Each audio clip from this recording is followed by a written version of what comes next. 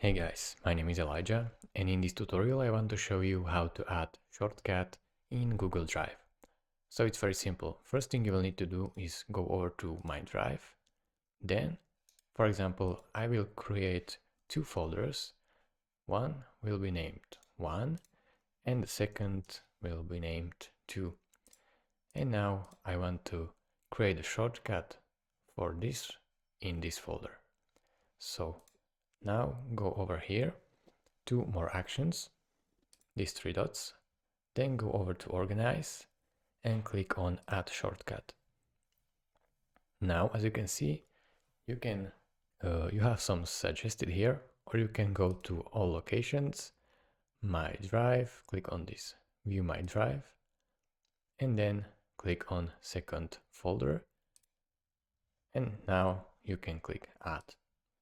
And as you can see, when I open second folder, I now have shortcut into first folder.